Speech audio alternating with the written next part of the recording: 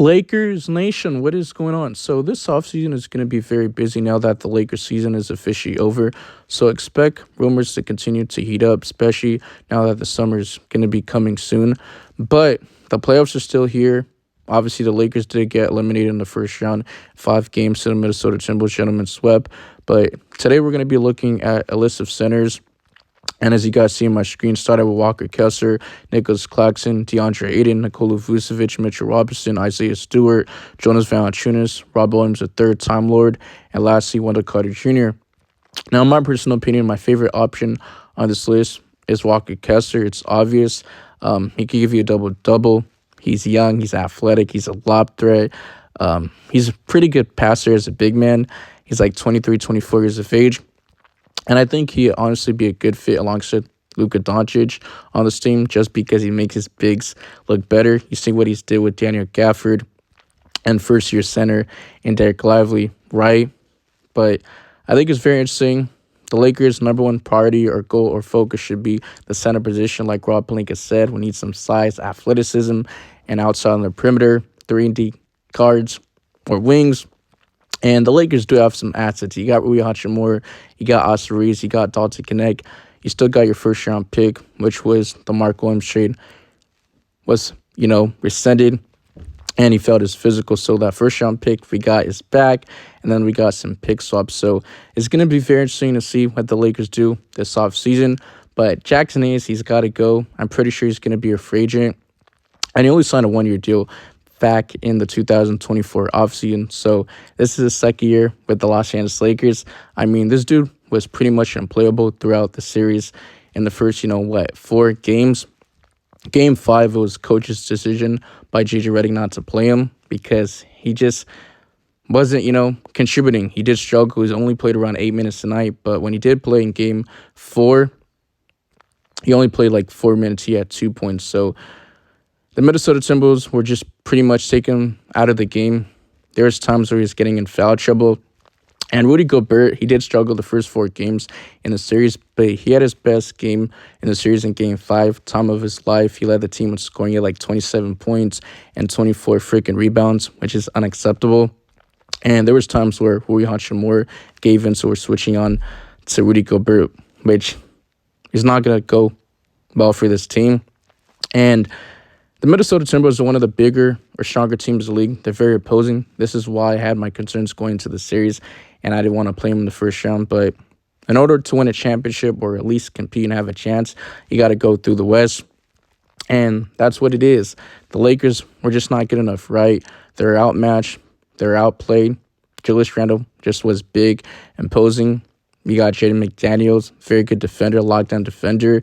And there was nights where he dropped 25, and there was nights where he dropped 30. So you can argue that he was like, the second or third best player behind Anthony Edwards and Julius Randle. Some nights it was Naz Reid, but the bench just stepped up. Dante DiVincenzo was doing his thing, and the Lakers bench was terrible. But I got to, mention the stats.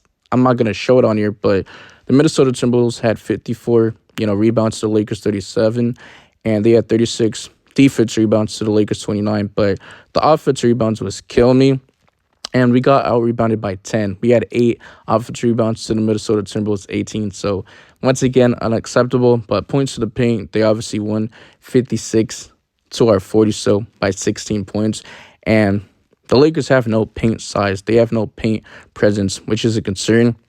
And the Lakers are going with their depth lineup of Jared Vanderbilt, Dorian Finney-Smith, at times LeBron James, Rui Hachimura, and even Jackson Hayes. But like I said, unplayable. Like, what other options are there? Because Alex Len, at this point, was a water boy, and J.J. Redick had no trust in him. He had no trust in his bench. That's why he played LeBron James like 48 minutes or 45 minutes in the game with Luka Doncic. And pretty much those 2 stars are outgassed. And that's why he played him, Austin Reeves, and Rui Hachimura more minutes than Gabe Vincent or Jared Vanderbilt. But I know people want to blame and pick J.J. Redick like it's his fault or make the coach a scapegoat. But, like, what other options are there? Like, is he going to play Gabe Vincent over Austin Reeves? So the Lakers, they must revamp this whole roster. It's going to be very interesting what LeBron James does. There's been previously reports that he's expected not to not to take a pay cut, and I think he should in order for the Lakers to have a chance to compete or have one more last shot with Luka Doncic, because LeBron's going to be in year 23, right? He's going to be 41 in December. He's still, top 5, top 10 at worst, in my personal opinion, NBA. But literally, what was it? Game 3, he had 27 or 38 points, something along those lines. He was literally carrying the Lakers team. And Luka Doncic, he injured his back game 5. LeBron James had a MCL or an ankle injury. It was reported if the Lakers would extend the series, LeBron James would have been out for some time. And Austin Reeves was dealing with a toe injury. I think it was some type of sprain. Correct me if I'm wrong. So the Lakers, they have a lot of problems that they need to figure out. But my favorite option, like I said, is Walker Kessler. Nicholas Claxton, he's good too. He's 6'11". He's very athletic, lob threat, can protect the rim. But the thing is, he's too skinny. He's a pushover. Weighs about 215 pounds. So pretty much he weighs 5 less pounds than, Jackson Hayes. DeAndre Ayton, not the biggest fan of him.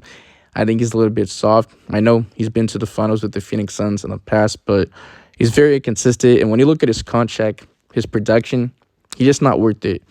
He's making around $33 or $34 million. Nikola Vucevic, not the greatest defender, not really a lob threat, not really a paint presence, doesn't really protect the rim, but a great rebounder, stretch 5, can, shoot the 3, give you that offensive production. Mitchell Robinson is too injury prone. That's a concern. Best ability is availability. I think that's how the Saints is going, but Mitchell Robinson missed most of the year for the New York Knicks. He's 7 feet tall, weighs about 240 pounds, my apology, which I meant not 214. But next up, you got Isaiah Stewart.